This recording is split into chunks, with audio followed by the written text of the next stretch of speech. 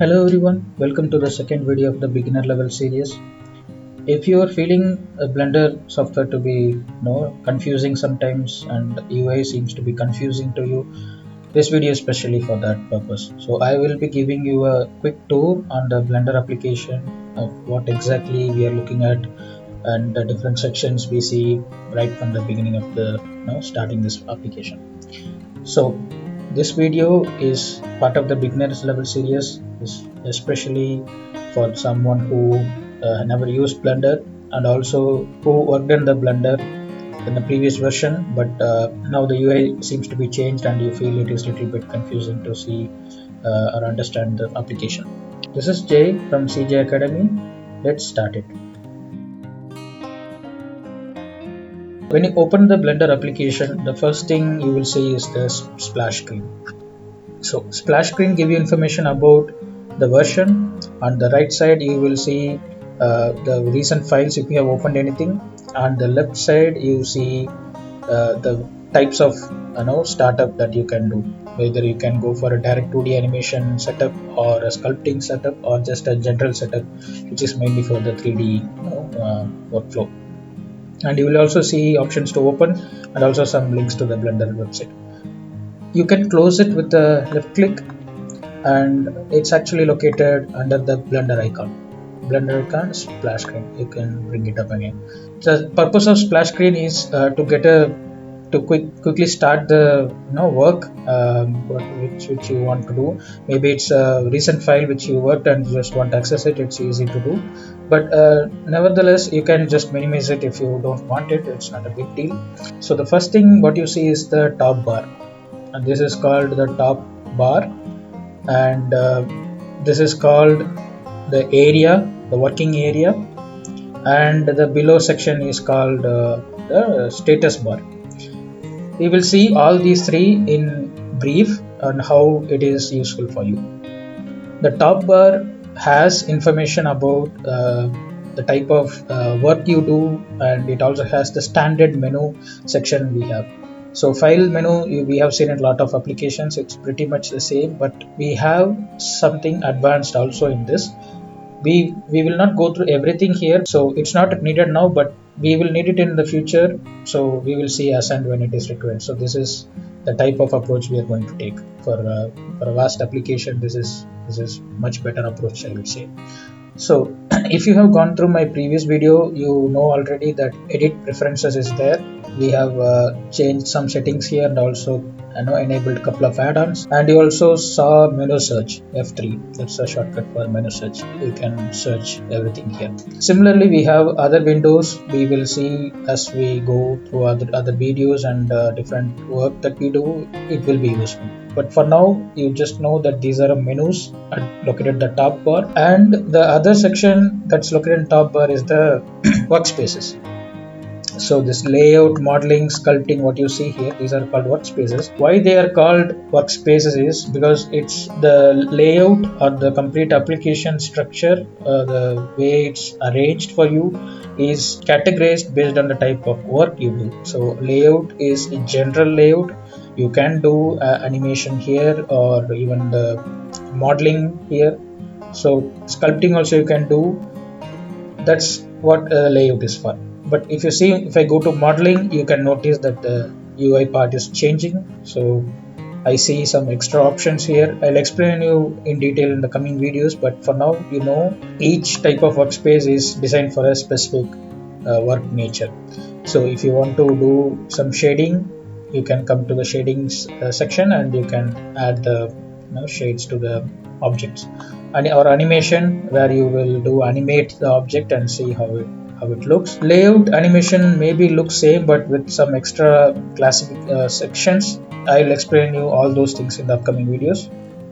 For now, you just have to understand that workspaces are there to help you out in specific type of work that you do. Okay, that's about the top bar. The next thing what we will see is the area, the middle section. What we see here, anything above the status bar is called the area. This is where you will do all the work, and you can see it's divided into few sections. I will explain you that in a bit. So what you see here is different editors arranged to you in a specific manner. This area is what I explained to you in a minute ago. So this is the area is what keeps changing based on the type of work or the type of workspace you select. If you go to the top left side of the section, you will see an icon, and if you click on it, at the left click, you will see a list pops out. So these are the type of editors. We call these are the editors. It's classified based on the type of work you do. It's if it's a data or scripting or animation or in general. But this is exactly is what resized or arranged in a specific manner for the type of work you do. For example, animation and layout looks similar but with a extra window here. So I'll explain you that all in the other videos, how to split or how to merge these areas or these sections. But for now, understand that these are different editors arranged here in a specific manner for you to do the work that you want to do. So I see a lot of editors here. You don't have to learn everything now. Just know this is where you can find editor, and you can switch between the editor you want. See, I can change it. So this is also an editor, and if you see in any big application, so since we will be using a lot of things, the icons are now playing a key role. If you pay attention to the icon, so you know which kind of editor you are choosing. So this is 3D viewport, and if I go and click here, this is outliner, it's called outliner. And if I come here, there is a icon here, and this is called properties. So properties also editor here. I see one more here, and this is called timeline editor. Okay, so editors are arranged in a specific way for you to do the work you want to do, and this is what exactly you are seeing in different workspaces here. So different in each workspaces, the editors are aligned or arranged in a specific manner for you to do the work and in a comfortable way. So that is about the area. We will do more on the areas and work with the Blender, play around it in the upcoming videos. But for now, you just understand that this is what exactly what we are seeing here. Okay.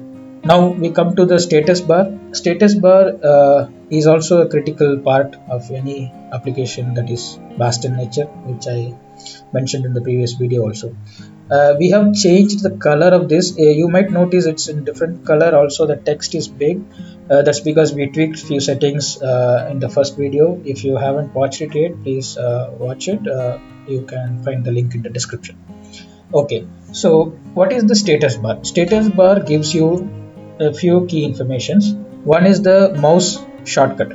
So you can see as I change the location of the cursor, the text or information given in the status bar is changing. And you also see version information here. Also VRAM is the video RAM or the graphics card memory detail, and this is the RAM consumption. And you also see some more details about the objects here. So you can choose which you want to display here, and if you right click on the status bar, you can choose which one you want to show. So I'll deselect everything here, but this mouse shortcut is standard, so you have to see it and you cannot disable it. But anything else you want or feel useful, you can enable it. I will for now I will enable the version, video memory, and system memory for now. The scene statistics we will go through in the upcoming videos. It's useful, but not for now. That's about it. We have seen UI of Blender. We have gone through few details about how this application is arranged for you. If you find this video useful, please put a thumbs up and subscribe to my YouTube channel. We will be giving a lot of exciting contents and also entertaining contents in the future. If you have any questions, please put it in the comment section. I'll get back to you as soon as possible. Please share it with your friends if you find this is useful. I'll see you in the next video. Take care.